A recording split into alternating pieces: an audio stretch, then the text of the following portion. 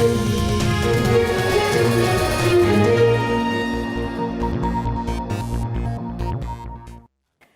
and welcome to News Tonight on Rajya Sabha TV. I'm Tina Jha. Let's begin with the headlines.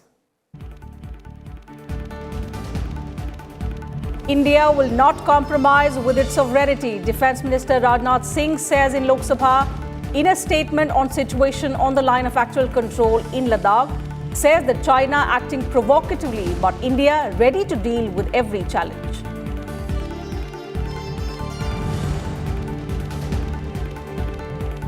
Lok Sabha passes bill seeking to reduce salaries of MPs and allowances of ministers by 30%. Also gives its nod to the Essential Commodities Amendment Bill 2020.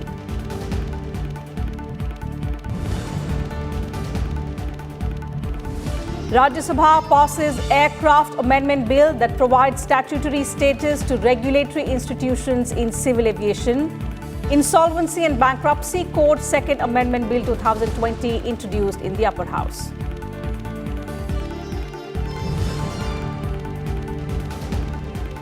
India records the most COVID-19 recoveries globally, surpassing Brazil. Union Health Minister Dr. Harshvardhan makes statement in Rajya Sabha, says that India has limited cases and deaths per million, asserts that government strategy to fight disease helped save thousands.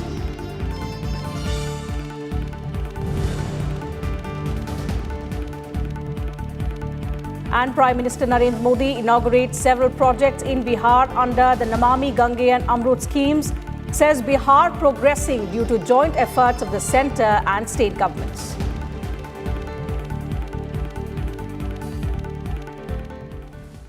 India is committed to a peaceful resolution of the current border standoff with China in Ladakh. But any attempt to unilaterally alter the status quo by the neighbouring country at the line of actual control is unacceptable. Defence Minister Rajnath Singh asserted this on Tuesday while making a statement in the Lok Sabha. Amid a tense border standoff with China, Defence Minister Rajnath Singh on Tuesday informed Lok Sabha about the situation at the line of actual control in eastern Ladakh.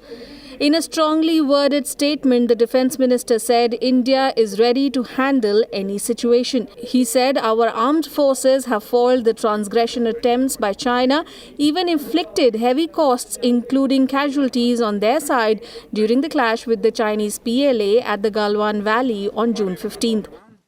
कि China Bharat की लगभग 38,000 square kilometre भूमि का अनधिकृत कब्जा लद्दाख में किए हुए हैं। इसके अलावा 1963 में एक तथाकथित बाउंड्री एग्रीमेंट के तहत पाकिस्तान ने पीओके की 5,180 स्क्वायर किलोमीटर भारतीय जमीन अवैध रूप से चाइना को सौंप दी है। चाइना अरुणाचल प्रदेश की सीमा से लगे हुए लगभग 90,000 स्क्वायर किलोमीटर भारतीय क्षेत्र को भी अपना बताता है। अध्यक्ष महोदय, भारत तथा चाइना दोनों ने औपचारिक तौर पर यह माना है कि सीमा का प्रश्न एक जटिल मुद्दा है, जिसके समाधान के लिए पेशेंस की आवश्यकता है तथा इस इशू का फेयर, रीजनेबल और म्यूचुअली एक्सेप्टेबल समाधान शांतिपूर्ण बातचीत के द्वारा निकाला जाना चाहिए। Rajnath Singh told the House that since April, the Chinese military had started increasing its presence in the region and was creating obstructions in the Indian forces patrolling. He added that the violent conduct of the Chinese troops is a violation of all past agreements and our troops have done counter-deployments in the area to safeguard borders. हमने China को diplomatic तथा military channels के माध्यम से यह अवगत करा दिया कि इस प्रकार की गतिविधियां स्टेटस को यूनिलेटरली बदलने का प्रयास है और यह भी साफ कर दिया गया कि ये प्रयास हमें किसी भी सूरत में मंजूर नहीं है। The Defence Minister reiterated that the border issue with China remains unresolved and that there has been no mutually acceptable solution. He added that Indian troops have always taken a responsible approach towards border management, but at the same time there should be no doubt about our determination to protect India's sovereignty and territorial integrity. Bureau Report, Rajya Sabha TV. Lok Sabha on Tuesday unanimously passed the Salary, Allowances and Pension of Members of Parliament Amendment Bill 2020.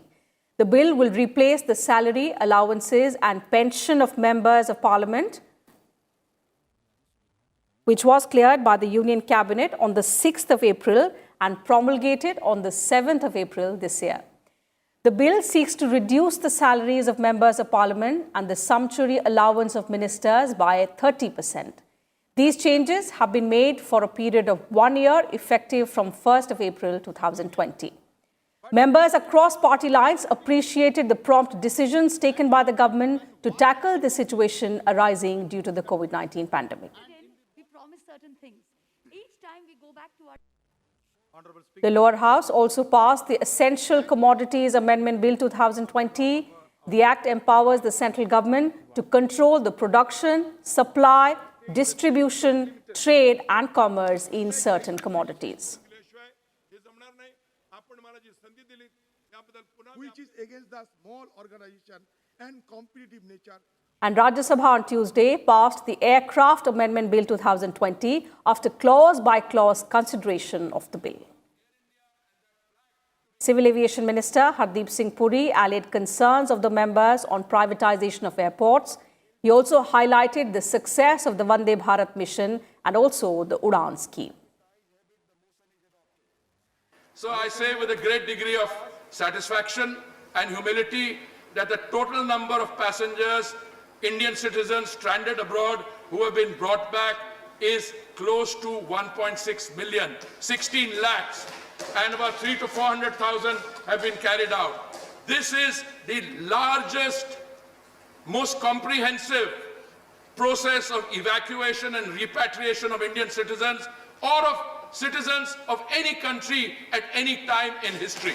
When you have pent-up demand, when entire country and civil aviation is locked down, and since 23rd March, yes, when suddenly on the first day when we opened the western sector, we got not 6 million, we got 36 million hits. Obviously the site will crash, but there were no agents. This was being done directly.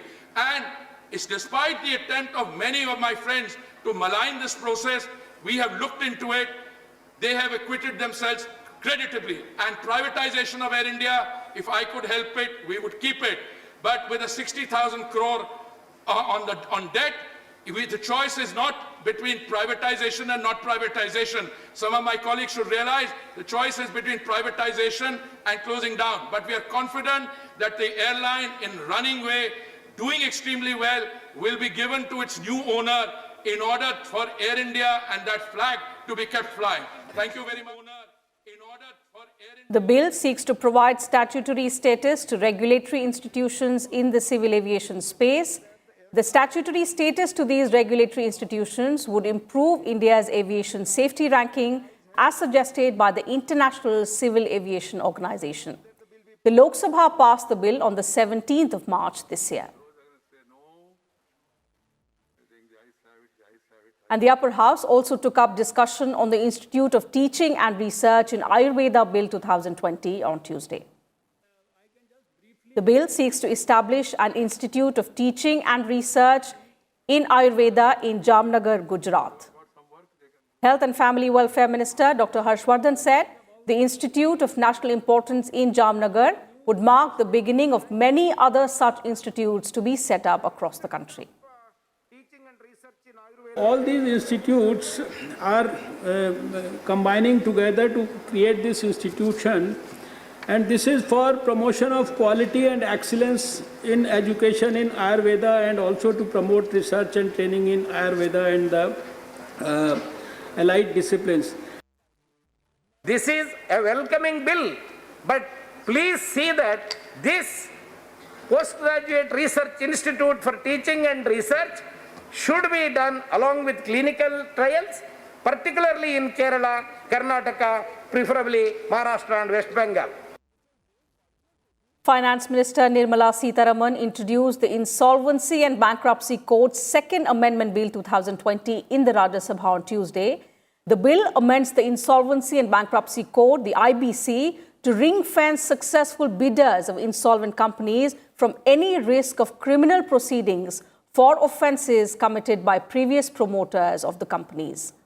The bill replaces an ordinance that was issued to provide relief to those impacted by COVID-19.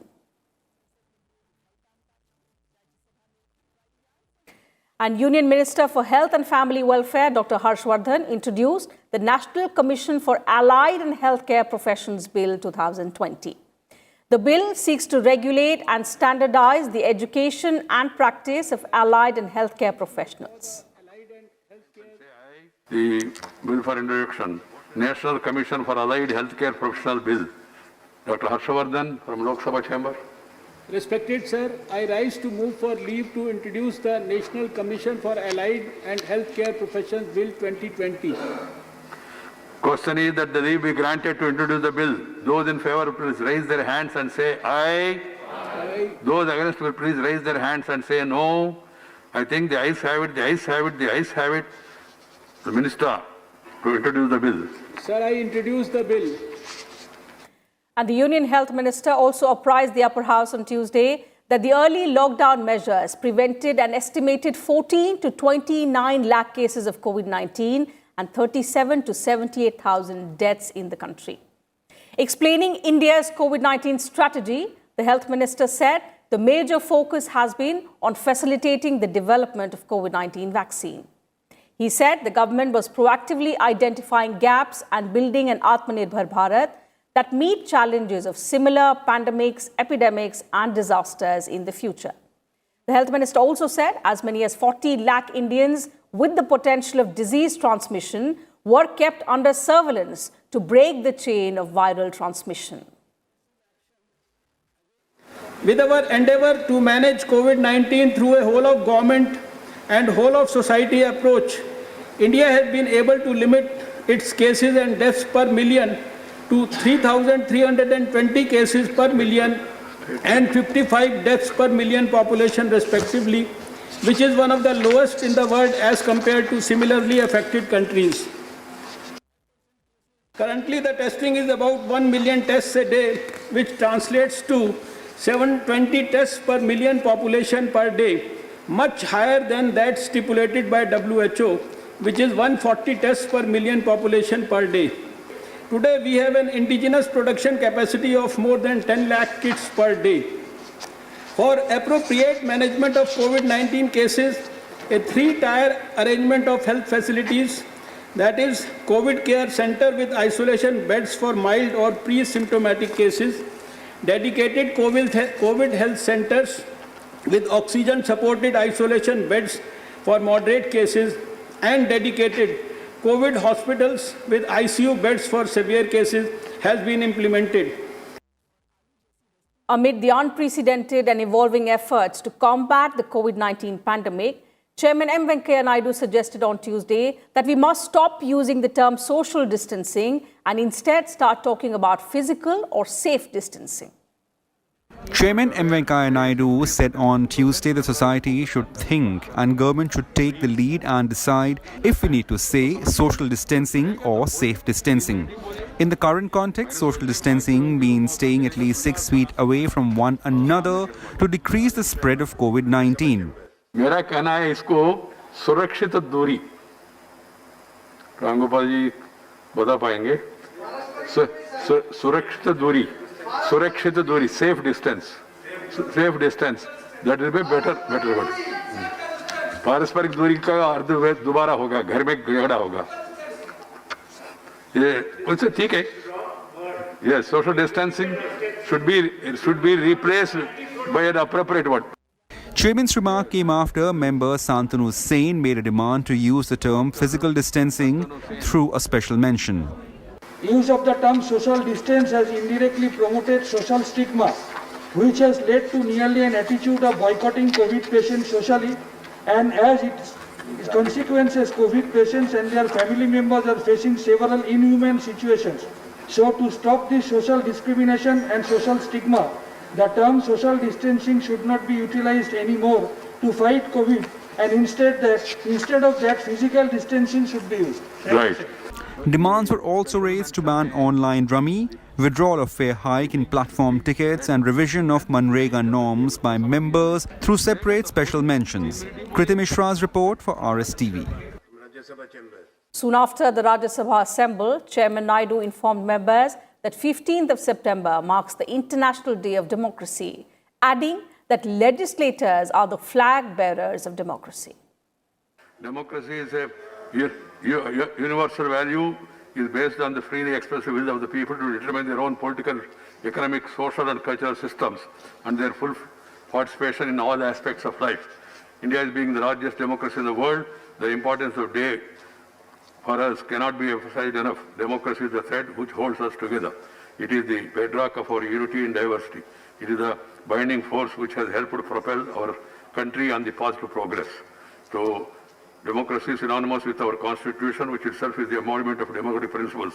Our constitution, while providing enough avenues to citizens for all our own development, also ensures that they are able to contribute meaningfully to the development of this country. This very institution of parliament is a hallmark of democracy, and we, as legislators, are the flag bearers of democratic principle. Let us resolve this on this International Day of Democracy to strive continuously to further enrich the democratic principles as enshrined in our Constitution. A Delhi Assembly panel has decided to issue a final notice to Facebook after no representative appeared before the committee on Tuesday. The panel had issued a notice to Facebook India Vice President and Managing Director Ajit Mohan last week, asking him to appear before it on the 15th of September. The hearing is in connection to the complaints about Facebook's alleged inaction to curb hateful content on the platform. The Himachal Pradesh Tourism Development and Registration Amendment Bill 2020 and the Himachal Pradesh War Awards Amendment Bill 2020 were passed with a voice vote in the Himachal Pradesh Assembly on the 7th day of the ongoing monsoon session. Meanwhile, in Tamil Nadu, Chief Minister Palaniswamy assured the State Assembly that his government will not allow construction of a reservoir across the Kaveri River in Karnataka. Karnataka's repeated bid to bring up the Mekadatu proposal for discussion in the Kaveri Water Management Authority was halted in view of staunch opposition from Tamil Nadu. The Chief Minister also said that the Supreme Court's judgment would help establish Tamil Nadu's rights in the issue. Time for a short break here, but more news and updates will continue on the other side. Do stay with us.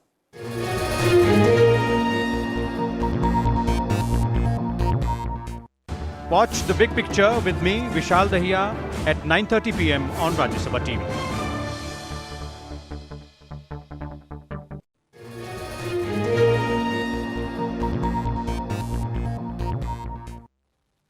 Welcome back. You're watching News Tonight. Prime Minister Narendra Modi on Tuesday launched various projects in Bihar under the Namami Gange and the Amrut scheme. Addressing the event, the Prime Minister said, for the past few years, efforts are on to reverse the system and bring back the confidence to the most affected section of the society.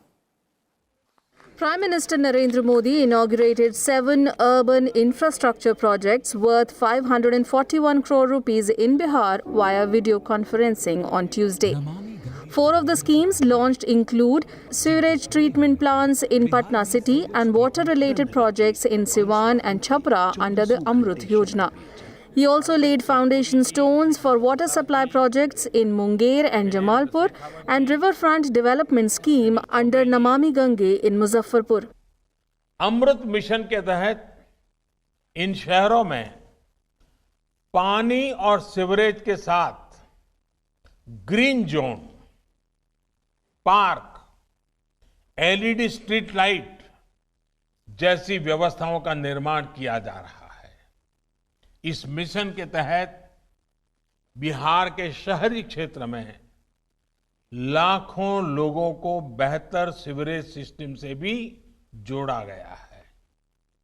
इसमें भी अधिकतर सुविधाएं ऐसी बस्तियों में विकसित की गई हैं जहां गरीब से गरीब परिवार रहते हैं।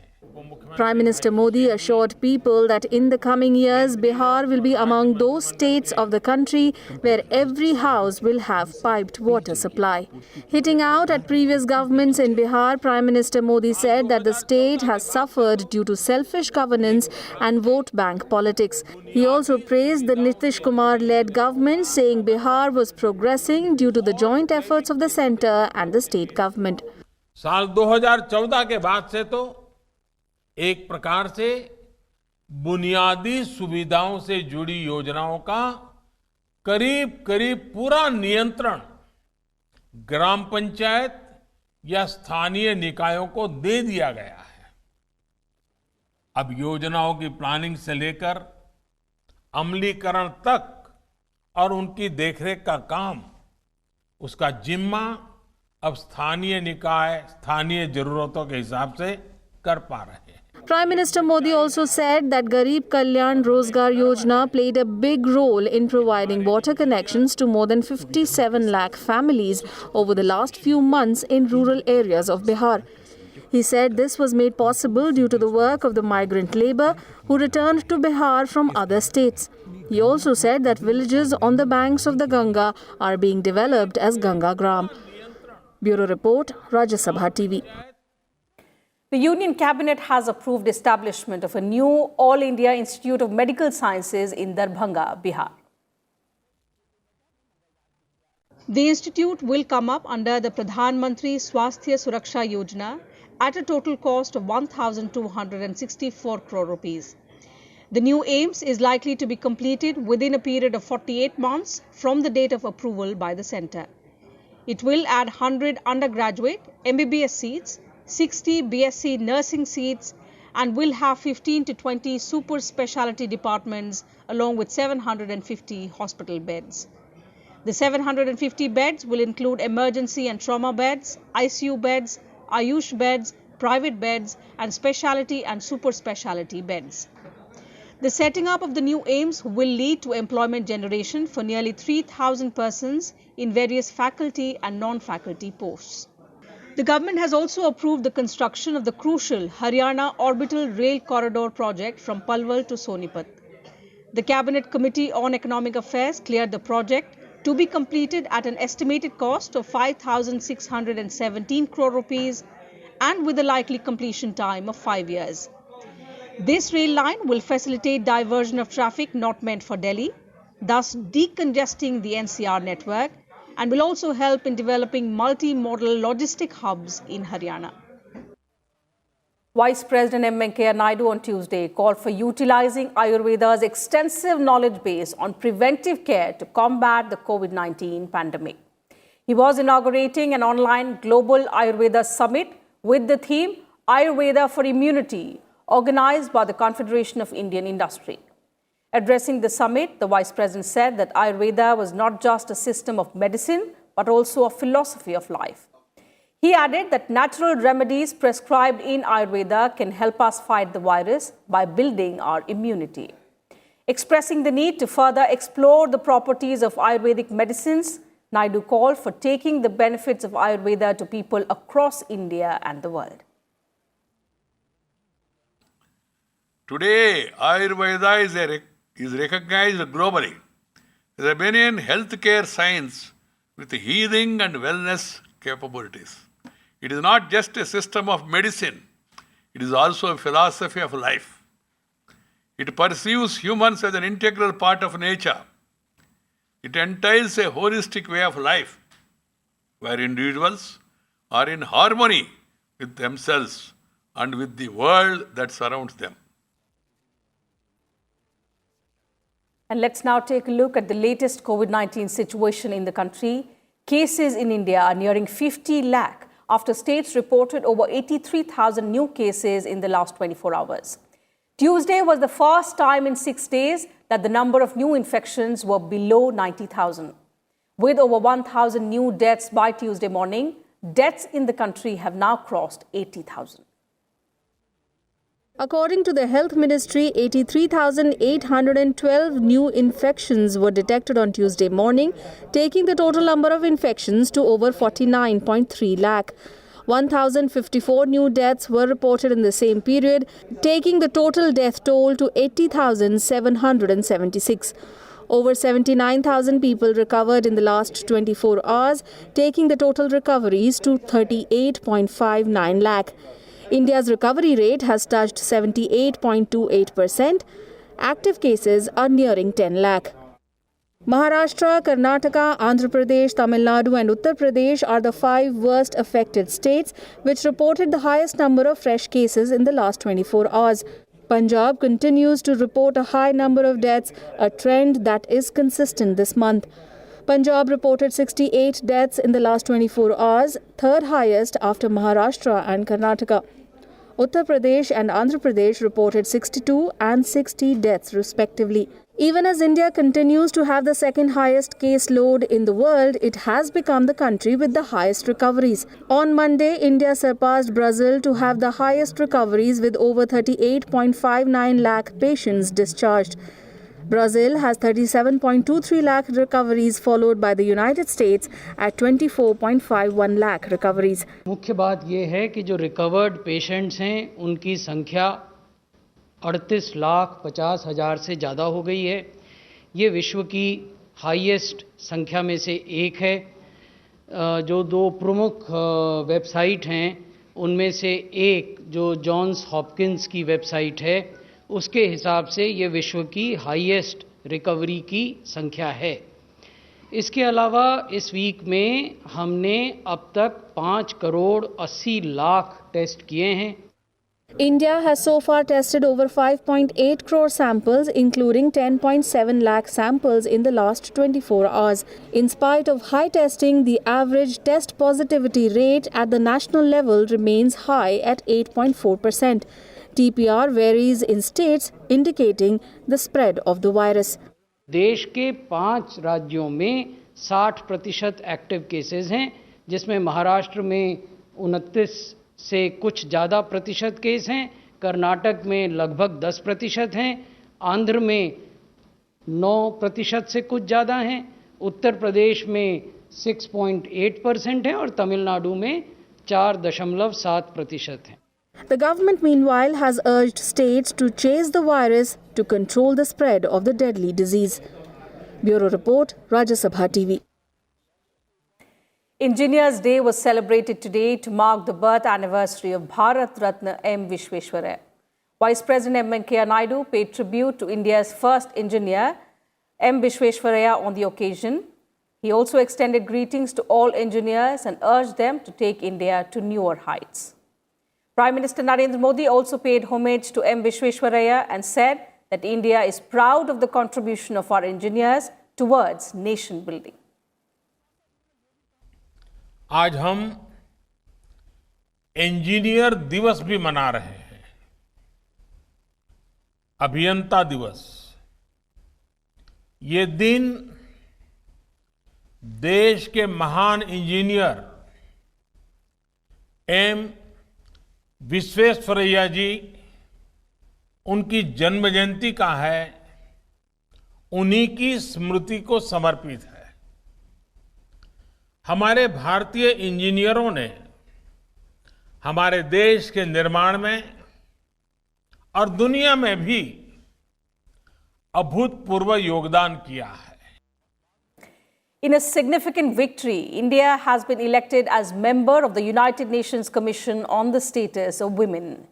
The Commission on the Status of Women is a functional commission of the UN Economic and Social Council. The global body focuses on gender equality and women's empowerment. On Monday, the 54-member ECOSOC held elections for 2 seats in the Asia-Pacific states category, with India, Afghanistan and China in the fray. India secured 38 of the 54 ballots and Afghanistan got 39 votes. China secured 27, failing to even cross the halfway mark. Taking to Twitter, India's permanent representative to the United Nations, T.S. Tirumurthy, hailed India's win and called it a ringing endorsement of India's commitment to promote gender equality and women's empowerment. India will be a member of the UN CSW for 4 years, from 2021 to 2025.